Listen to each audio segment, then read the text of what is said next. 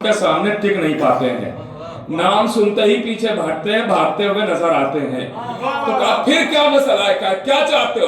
तो अशबोस से फत्ता कहते हैं, यानी अपने चचा से फत्ता कहता है मुझे 40 सिपाही दो ताकि मैं अली का सर लेके आऊं मदीने से।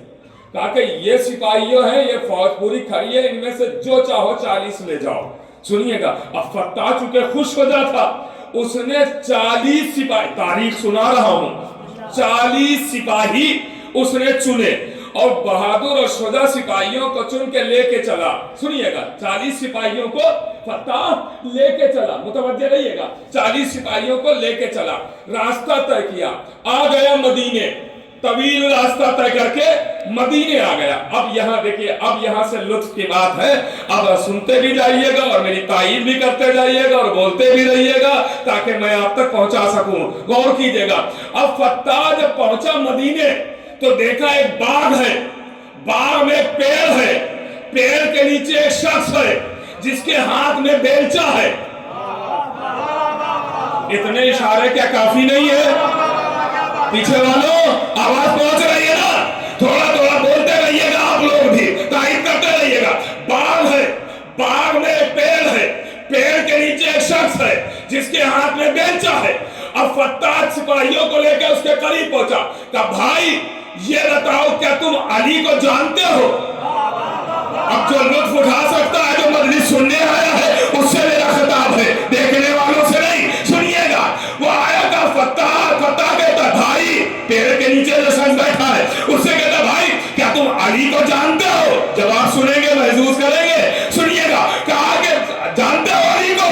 जवाब मिला, मुझसे बेहतर कोई अली को जानता ही नहीं है। अल्लाहु अकबर, अल्लाहु अकबर।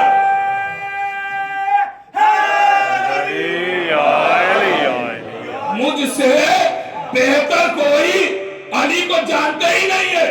ये बताओ अली का हुलिया कैसा है, देखने में कैसे है, देखने में कैसे है? तो फत्ता ने जैसे ही सवाल किया, उस बेलचे के मालिक ने कहा बिल्कुल मेरे जैसे है। अरे भैया अली अली थोड़ा जानते रहिएगा, बिल्कुल मेरे जैसे है, आंखें मेरी जैसी, चेहरा मेरा जैसा, पेशानी मेरी जैसी।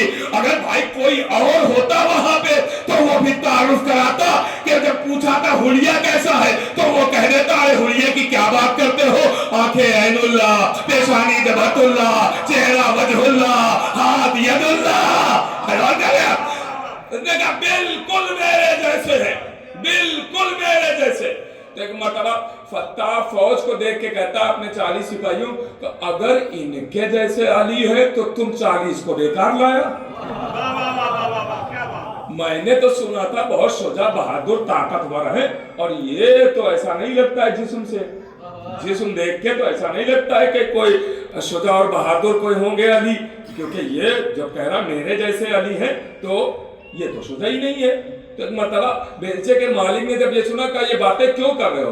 पता कहता अली मिलेंगे कहाँ, का काम क्या है, का सर काटना है, का जुर्म क्या है? का जुर्म तो कोई नहीं है। का तो बगैर जुर्म के सर क्यों काटोगे? का चूंकि मुझे चचा की बेटी से शादी करना, उसने महर में अली का सर मांगा है, बताओ कहाँ मिलेंगे, हम सर काटने आए। तो बेलचे का मालिक कहता है तो ऐसा करो कि आओ तुम पहले मुझसे लड़ लो,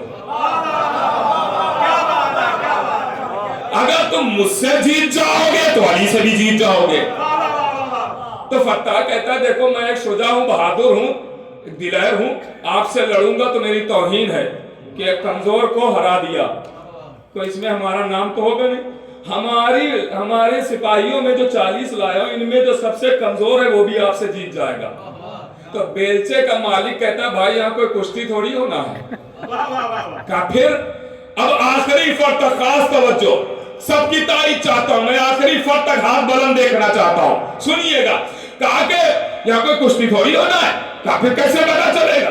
तो एक मतलब बेलचे का मालिक फत्ता से कहता ऐसा है, तुम्हारे हाथ में नेजा है, हमारे हाथ में बेलचा है, तुम अपने नेजे को जमीन पर गाड़ दो, हम अपने बेलचे को जमीन पर गाड़ते हैं। तुम्हारा